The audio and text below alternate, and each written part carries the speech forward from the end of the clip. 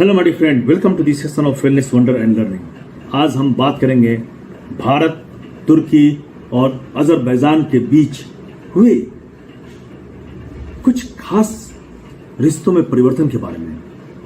भारत, तुर्की और अजरबैजान के बीच वर्तमान भू राजनीतिक और व्यापारिक संबंधों में काफी खटास आई है।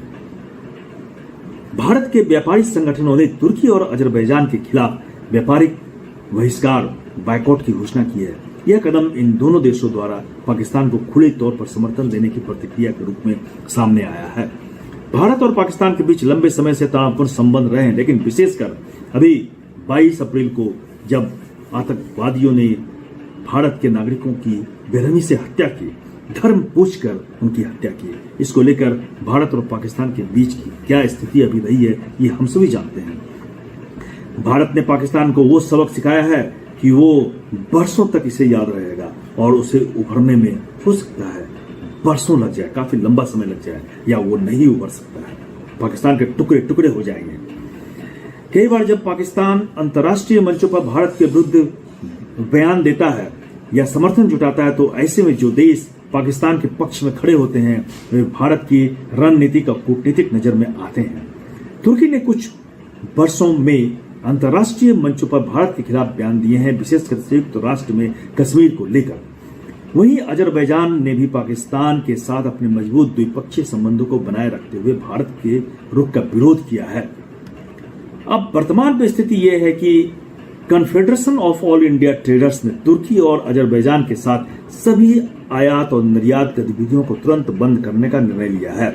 दिल्ली के जो आजादपुर मंडी है, जो एशिया की सबसे बड़ी फल सब्जी मंडी है, ने भी तुर्की से सेब का आयात रोकने की घोषणा की है। भारतीय सोशल मीडिया पर अक्सर कप्पाडोसिया और इस्तांबुल जैसे तुर्की के लोकप्रिय पर्यटन स्थलों की झलक देखने को मिलती है, लेकिन अब कई ट्रैवल वेबसाइटों ने इन देशों के लिए नई बुकिंग सेवाएं बंद कर दी हैं। भारतीय कंपनियों ने भी इन देशों में शूटिंग या विज्ञापन फिल्माने से परहेज करने की सलाह कंपनियों को दी है, भारत ने दी है। कई व्यापारिक और राजनीतिक नेताओं ने साफ कहा है कि जब तक ये देश पाकिस्तान का समर्थन करते रहेंगे, तब तक भारत का व्यापारिक समर्थन इन्हें नहीं मिलेगा। तुर्की और अजरबैजान का पाकिस्तान के साथ घनिष्ठ रिश्ता रहा है, खासकर सामरिक और सांस्कृतिक सहयोग के स्तर पर।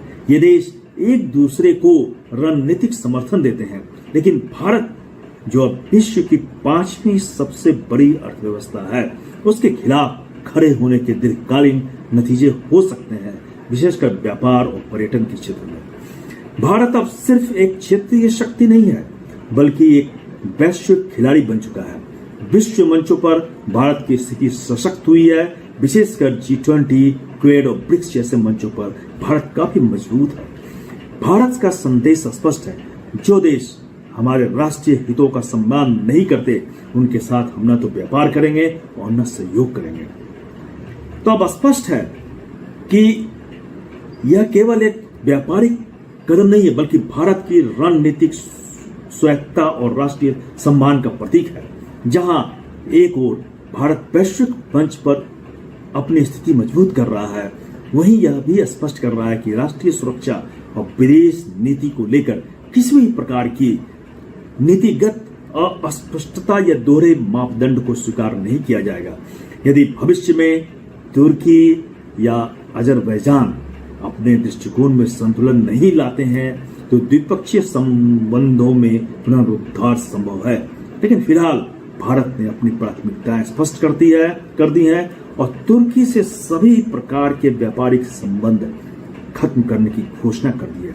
इससे तुर्की पर काफी ज्यादा आर्थिक दबाव पड़ेगा और उसे समझ में आएगा कि भारत के साथ पंगा लेने की क्या रिजल्ट होती है, क्या परिणाम भुगतने पड़ सकते हैं। आशा है कि तुर्की और अजरबैजान इससे सीख लेकर के भारत के साथ अच्छे संबंध को स्वीकार करेगा और पाकिस्तान से अपने रिश्तों को खत्म करेगा। कम से कम उसे खुली समर्थन नहीं देगा। धन्यवाद।